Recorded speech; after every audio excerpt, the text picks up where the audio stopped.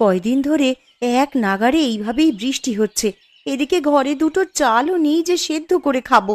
এমন ভাবে চলতে থাকলে তো বন্যা হয়ে যাবে। কি হয়েছে গিন্নি, কি এত বিড়বিড় করছো? যেভাবে বৃষ্টি শুরু হয়েছে, এমন হলে তুমি মাছ ধরতে বেরোবে কি করে গো? আর মাছ না ধরা হলে সংসার চলবে কি করে? ঘরে যে কিচ্ছুটি নেই। আরে আমিও তো সেটাই ভাবছি গিন্নি, এভাবে বর্ষা বাদলা চলতে থাকলে তো না খেয়ে মরতে হবে আমাদের সবাইকে। কাল বিল থেকে দুটো কলমি লতা তুলে এনেছিলাম। কাল কিছুটা রান্না করেছি আর আজকের জন্য রেখেছি, কিন্তু ঘরে যে কোনো চাল নেই যে রান্না করব। আশেপাশে দুই এক বাড়িতে গিয়ে একটু খোঁজ নিয়ে দেখো। আজকে আকাশটা মেঘলা হয়ে আছে, কিন্তু বৃষ্টি শুরু হয়নি এখনো। এর মধ্যে নদীতে গিয়ে জাল ফেলে দেখি মাছ পাওয়া যায় কিনা। আশেপাশে আর কার বাড়িতে যাব? সবারই তো একই অবস্থা। বৃষ্টির চোটে কেউ তো এই কয়দিন ঘর থেকে বের হতে পারেনি। তাহলে তুমি দুটো গমের আটার রুটি বানাও গিন্নি। আজকের রাতটা না হয় আমরা আটার রুটি আর কলমি ডাঁটা সেদ্ধকেই থাকবো। সে না হয় করলাম, কিন্তু যেভাবে বৃষ্টি শুরু হয়েছে, বানের জল ভেসে আসা শুরু হলে তো বন্যা হয়ে যাবে গো। তখনকার জন্যে ঘরে তো কিছু শুকনো খাবার মজুত রাখতে হবে। সেটাও তো আমিও বুঝতে পারছি। এভাবে চলতে থাকলে তো বন্যা হয়ে গেলে না খেয়ে মরবে। আমাকে আমার জালটা এনে দাও তো দেখি। আকাশ ভালো থাকতে থাকতে মাছ ধরতে বেরিয়ে পড়ি। ঘরে শুকনো মুড়ি আছে, দুটো চিবিয়ে যাও, না হলে পরে আবার খিদে লাগবে। না না, এখন আর কিছু খাবো না। দেখি কয়টা মাছ পেলে বাজারে নিয়ে বিক্রি করব। ওই টাকায় চাল আর কিছু সবজি নিয়ে আসা যায় কিনা দেখি। রান্নাঘরে দেখো, একটা ব্যাগের ভিতরে জাল রাখা আছে। সেখান থেকে জাল আর মাছ রাখার পাত্রটা নিয়ে যাও। ঠিক আছে, আমি তবে বের হলাম গিন্নি। সাবধানে যেও।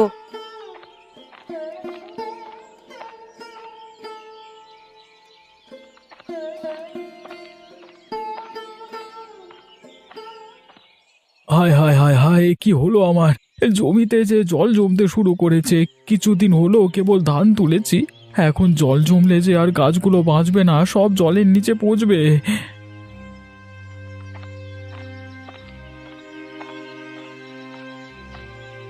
কিরে গোপাল, কি হয়েছে তোর? এভাবে আহাজারি করছিস কেন? দেখো না হারান দাদা, এই কদিনের বৃষ্টিতে আমার জমিতে জল জমেছে। আজকেও তো আকাশ মেঘলা হয়ে আছে, যে কোনো সময় বৃষ্টি নামতে পারে। এভাবে চলতে থাকলে তো জমি জলের নিচে তলিয়ে যাবে। আমিও তো আমার জমি দেখে এলাম, আমার জমিতেও তো জল জমছে রে গোপাল। বুঝতে পারছি না কি করব। এমনিতেই বৃষ্টির জন্য মানুষের আয় রোজগারের পথ বন্ধ হয়ে আছে কদিন ধরে। তার উপর আমাদের চাষিদের যদি এই অবস্থা হয়, তাহলে মানুষ খাবে কি আর বাঁচবে কি করে? এখন থেকেই আমাদের আগাম প্রস্তুতি নিয়ে রাখতে হবে, নাহলে পরে আমাদের বিপদে পড়তে হবে। আমরা গরিব চাষাভুষো মানুষ, আমাদের নিজেদের জমানো তো তেমন টাকা পয়সা থাকে না। যা থাকে জমির কাজে লাগিয়ে দিই ফসলের আশায়। তা তুই ঠিকই বলেছিস গোপাল, আমরা তো ফসলের আশায় কত কি বিসর্জন দিই। আর শেষকালে যদি ফসলের এমন হাল দেখি, তাহলে তো আমাদের আর চাষবাস করবার ইচ্ছেটাই মরে যাবে। এক কাজ করলে কেমন হয় দাদা? কি কাজ? আমরা যদি সেচে জমির জল সব বাইরে ফেলে দিই, তাহলে কেমন হয় বলো তো? তুই খেপেছিস নাকি রে গোপাল? এই এত জল কি সেচে শেষ করা সম্ভব? কি করব বলো, জমির এমন হাল দেখে মাথায় যা আসছে তাই বলে ফেলেছি। বিপদের সময় এমন অস্বাভাবিক চিন্তা মাথায় আসে, কিন্তু তাই বলে তো আর বোকার মতো সেটা করতে গেলে হবে না। তাহলে এখন আমরা কি করব দাদা? কি আর করব, আকাশ পানে চেয়ে থাকা ছাড়া কোনো উপায় নেই। আকাশে রোদ উঠলে এই জল শুকিয়ে যাবে, তখন আবার ফসল বোনা যাবে যদি এগুলো নষ্ট হয় তো।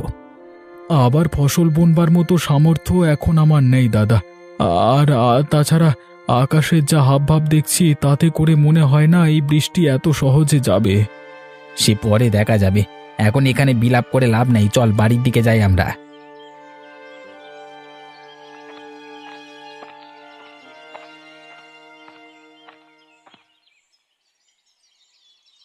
একটু সুযোগ পেলেই হলো, এই মেয়ে কাদামাটি নিয়ে খেলতে বসে যাবে। জামা কাপড় ময়লা হলে আজ তোর কপালে দুঃখ আছে ননি, এই আমি বলে দিলাম। আমার একটু খেলাধুলো তোমার সহ্য কেন হয় না বলো তো মা? তোর খেলাধুলো আমার সহ্য হবে কি করে? খেলা করতে গেলেই তো জামা কাপড়ে কাদামাটি মাখিয়ে আসিস। এই বৃষ্টি বাদলার দিনে আমি জামা কাপড় শুকাতে দেবো কোথায়? পর এত দিন বৃষ্টিতে আমি দুদণ্ড বাইরে বেরোতে পারিনি, আর কতক্ষণ আমাকে ঘরবন্দি হয়ে থাকতে বলছো তুমি? এই মেয়ের চোপা দিন দিন বেড়েই চলেছে। দিন দিন বড় হচ্ছিস আর আদব কায়দা সব ভুলতে বসেছিস দেখছি। মা, ও মা, আমার না খুব খিদে পেয়েছে, আমাকে কিছু খেতে দাও না মা। একটু আগেই না গুড়মুড়ি খেয়ে খেলতে বসলি, এখনই তোর খিদে পেয়ে গেল? অভাবের স্বভাব নষ্ট, কথাটা তো সত্যিই দেখছি। পেটের খিদে কি আর অভাব মানে বলো? আমার যে একটু বাদে বাদেই খিদে পায় মা। গুড় মুড়ি যা ছিল সব তো খেয়ে সাবার করেছিস একাই।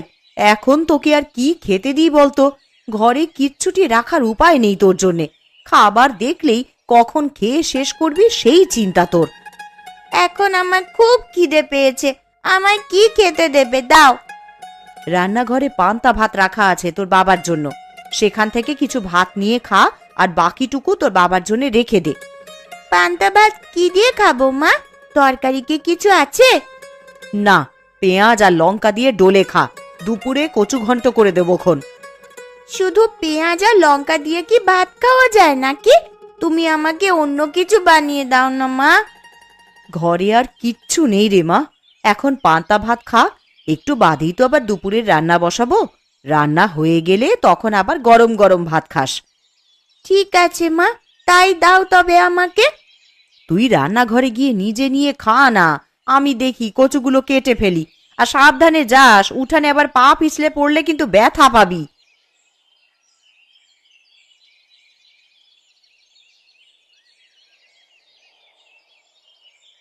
লোকটাকে সেই কখন থেকে খেতে ডেকে এসেছি, এখনো আসার নাম নেই। আর এদিকে যে খাবারগুলো সব ঠান্ডা হয়ে যাচ্ছে। কই গো, সকালের খাবার খাওয়া লাগবে না নাকি তোমার? একটু খাজনার কাগজপত্র নিয়ে বসেছিলাম গিন্নি, ভেবেছিলাম হাতের কাজটা শেষ করে তবে খাবো। তা তোমার জ্বালায় কি আর হলো? আবার ঠান্ডা হলে তো আবার বলবে ঠান্ডা খাবার খাবো না। তোমাকে নিয়ে আমার হয়েছে যত জ্বালা। আমার কাজ না মিটিয়ে সেখান থেকে উঠতে ভালো লাগে না। আরে জানোই তো টাকা পয়সার হিসাব কিতাব। হয়েছে, খাবারের সময় খাওয়া আর কাজের সময় কাজ। এত টাকা টাকা করছো, মরে গেলে এই টাকা খাবে কে শুনি? আমার টাকা আমি খেয়েই মরবো, কাউকে আমার টাকার ভাগ দেব না আমি। হয়েছে বাপু, হয়েছে। তোমার ওই কালোবাজারি টাকা নেওয়ার ইচ্ছে আমার নেই। দুবেলা দুমুঠো ভাত খাই, সেটাই আমার হজম হতে চায় না। আরে মনে রেখো, এই কালো টাকা দিয়ে কিন্তু সব আরামায়েশের জীবন পেয়েছো গিন্নি। গাঁয়ের মানুষদের রক্তচোষা টাকাতে আমার আরামায়েশ ভালো লাগে না। তুমি ভালো করেই জানো যে আমি বিলাসিতা পছন্দ করি না। আর হতভাগাদের থেকে মেরে আনা টাকা তো আমাকে আয়েশ দিতে পারে না। খেতে এসে তোমার নীতি কথা শুনি তো পেট ভরে যায় গিন্নি। এতই যখন মায়া হয় তখন যাও না, একটা ধর্মশালা খুলে বসো। সেটা পারলে তো ভালোই হতো। জীবনে তোমার সাথে থেকে যে পাপ কামিয়েছি তার বদলে কিছুটা পুণ্য যদি পেতাম। আমায় কি খেতে দেবে না নাকি নাকি এভাবে খোঁচা মেরে কথা শোনাতে থাকবে? তাহলে আমাকে ডাকবার কি দরকার ছিল শুনি? দিচ্ছি, খাবার খেতেই তো ডেকে এনেছি, তা তুমি তো শুরু করলে।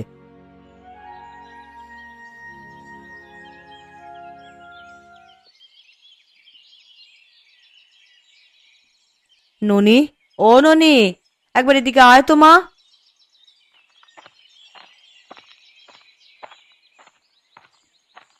কি হয়েছে মা, আমায় ডাকছো কেন? কচুর ডাঁটার ঘন্ট করব, কিন্তু এখন লবণ জলে ভিজিয়ে দেখি কচুগুলো কমে গেছে অনেকটাই। এইটুকুতে সবার তো খাওয়া হবে না রে। তা এখন আমায় কি করতে হবে সেটা বলো। তুই ঘরের পেছনে গিয়ে কটা কচুর ডাঁটা তুলে আন দেখি মা। ওরে বাবা, আমি পারবো না ঘরের পেছন থেকে কচু আনতে যেতে। ওইগুলো ধরলেই আমার হাত চুলকাবে। হাতে প্লাস্টিক বেঁধে তুলে নিয়ে আয় মা, না হলে দুপুরের তরকারি যে কম পড়ে যাবে। বিকেলে আবার গয়া পিসির বাড়িতে যাব, তখন পিসির জন্য তো একটু কচু ঘন্টের তরকারি নিয়ে যাব ভেবেছি। গয়া দিদার বাড়িতে যাবে মা? হ্যাঁ রে মা, অনেক দিন হলো পিসির দেখা নেই, তাই ভাবছি একবার গিয়ে দেখা করে আসি। বেশ, তাহলে আমিও যাব। আমি এক্ষুনি কচুর ডাঁটা তুলে আনছি মা।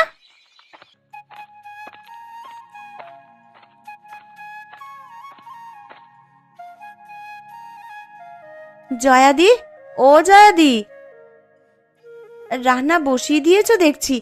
আমার তো এখনো কিচ্ছু করা হলো না গো। আরে কমলা যে, আয় বস এখানে। না দিদি, বসতে আসিনি, আমি এসেছি তোমার কাছে কিছু চাইতে। কি চাইতে এসেছিস কমলা? ঘরের রান্না করার মতন কিচ্ছুটি নেই দিদি। এখন কি রান্না করব ভেবে পাচ্ছি নে। কাল কটা কলমির ডাঁটা তুলে এনেছিলাম, তাই দিয়েই কালকের দিনটা কোনো রকমে চলেছে। আমার ঘরেও তেমন কিছু নেই রে কমলা। এই দেখ না, ননিকে ঘরের পেছনের জমি থেকে কটা কচুর ডাঁটা তুলে আনতে বলেছি। আমাকে আজ সের চাল দেবে দিদি? আমি কাল আবার দিয়ে যাব তোমায়। ওমা, থাকলে কেন দেব না? ওইখানে চালের মটকা থেকে চাল নিয়ে যা তুই। উনি রাতের চাল নিয়ে এলেই আমি কাল সকালেই চাল ফিরিয়ে দিয়ে যাব তোমায়। সেসব নিয়ে তোকে ভাবতে হবে না, এখন চাল নিয়ে গিয়ে রান্না বসা যা, না হলে ঠাকুরপো বাড়ি এলে কি খেতে দিবি? ঠিক আছে দিদি।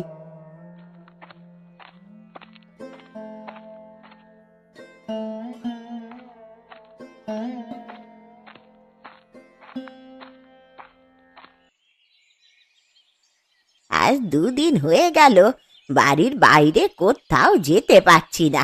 এইভাবে জলবন্দি হয়ে কি থাকা যায় নাকি? ঠিক মতো 2 দিন রান্না খাওয়াও হচ্ছে না।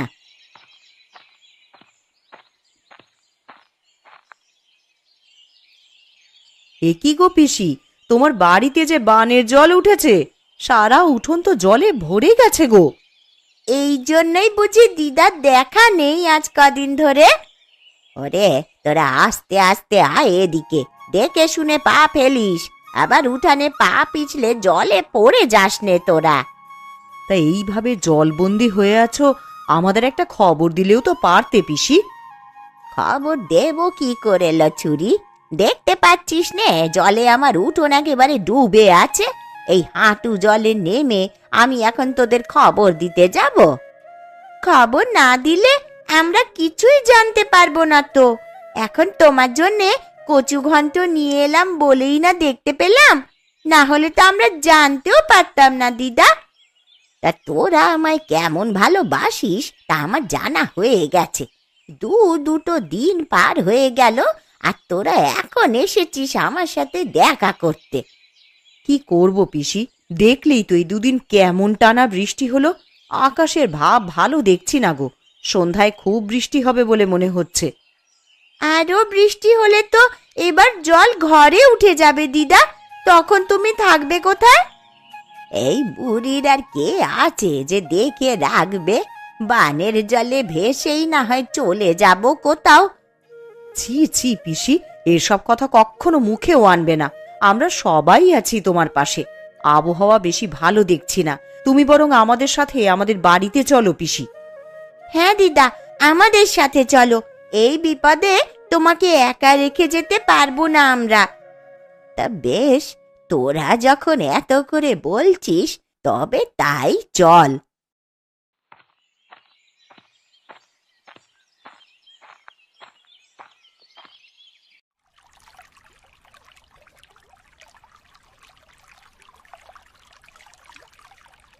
ভাগ্যিস কিছু শুকনো খাবার এনেছিলে, না হলে তো আমাদের দুর্ভোগের শেষ ছিল না। যেভাবে বানের জল হুট করে বাড়িতে প্রবেশ করা শুরু করলো, খাবারের জন্য কোথায় যে যেতাম পরে।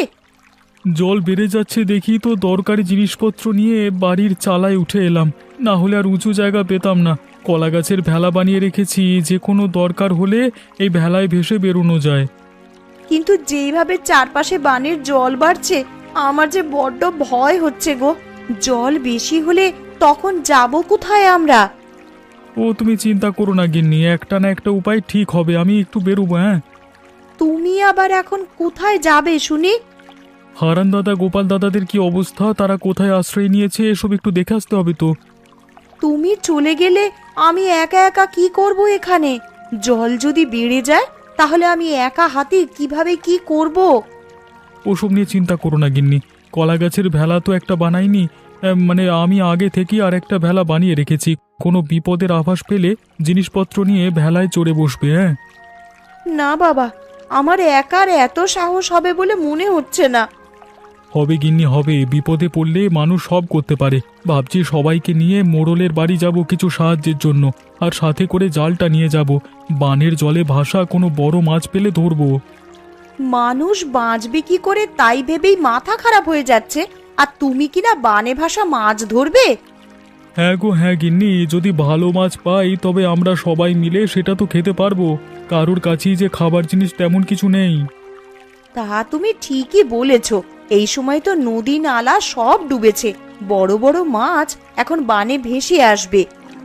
আমি জালটা নিয়ে একটু ঢু মেরে আসি, আর দেখে আসি সবার কি অবস্থা। ঠিক আছে, সাবধানে যেও, আর তাড়াতাড়ি ফিরে আসবে কিন্তু। ঠিক আছে গিন্নি।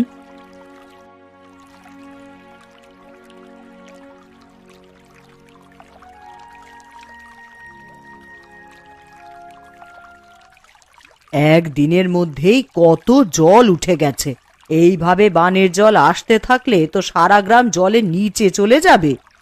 আরে ওসব নিয়ে তুমি চিন্তা করো না গিন্নি, সারা গ্রাম জলের নিচে তলিয়ে গেলেও আমাদের বাড়িটা উঁচু আছে, আমরা এখানে নিরাপদে থাকতে পারবো।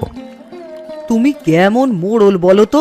আমি আমাদের কথা বলছি না, আমি বলছি গ্রামবাসীদের কথা।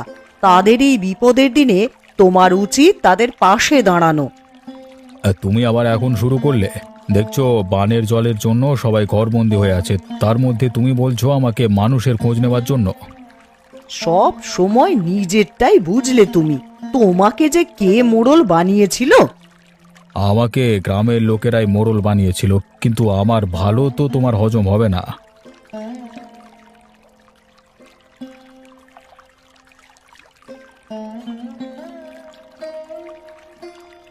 মোড়লমশাই বাড়িতে আছেন নাকি? একবার বাইরে আসুন তো, আমরা সবাই আপনার সাথে কিছু পরামর্শের জন্য এসেছি। আমি দোতলার ওপরে এখানে, গোপাল তোমরা ওপরে তাকাও। আপনি আমাদেরকে একটু সাহায্য করুন না বাবু, না হলে তো সবাই না খেয়ে মারা পড়বো। কি সাহায্য করবো আমি তোমাদের? আপনার কোষাগার থেকে যদি আমাদের কিছু চাল এবং আঠা দিয়ে সাহায্য করতেন, তবে সবাই পেটের খিদে নিবারণ করতে পারতাম। আমার কোষাগারে যা খাদ্যশস্য জমানো আছে সেগুলো তো আমার ব্যবহারের জন্য জমানো আছে, সেখান থেকে তোদের দিলে আমি চলবো কি করে? কিন্তু আমরা যে সবাই খুব দুর্দশার মধ্যে দিয়ে যাচ্ছি বাবু। আমার ঘরে চাল নেই, তরকারি নেই, শুকনো মুড়ি চিবিয়ে দিন কাটাচ্ছি। ওই ঢের ভালো তোদের জন্য, আমি সেভাবে কিছু দিতে পারবো না তোদের, নিজেরটা নিজেরাই জোগাড় করে নে। ঠিক আছে বাবু, আমরা তাহলে আসি এখন।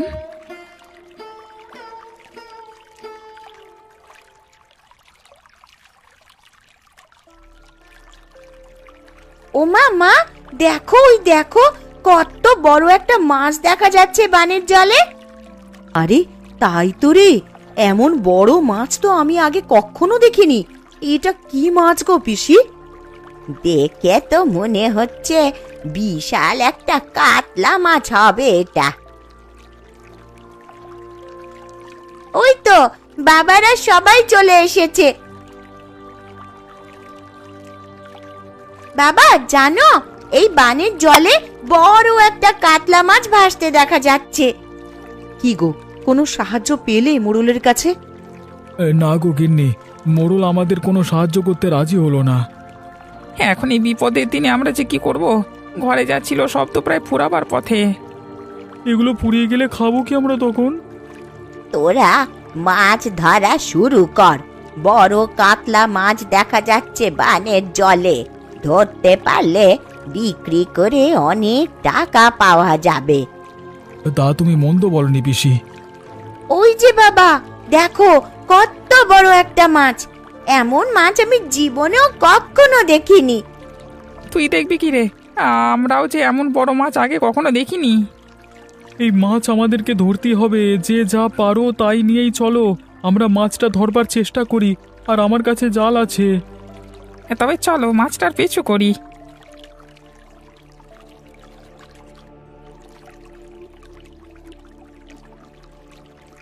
কিরে, তোরা সবাই মাছ ধরবার সরঞ্জাম নিয়ে কোথায় চলেছিস? আগে মোড়ল মশাই, বানের জলে এক বড় কাতলা মাছ ভেসে উঠেছে একটু পর পর। তাই আমরা সবাই সেটা ধরতে বেরিয়েছি। ওই তো মাছটা আবার ভেসে উঠেছে। আরে সত্যি তো, মাছটা যে অনেক বড় দেখছি। আমি এর আগে এমন বড় মাছ কখনো দেখিনি গো। কুবের, তুই জাল ফেল, আমরা বল্লম ছুঁড়ে মারি, দেখি কোনোভাবে মাছটাকে ধরা যায় কিনা। ধরা যাবে মানে? এক্ষুনি ধরে ফেলবো, আমি এই জাল ফেললাম।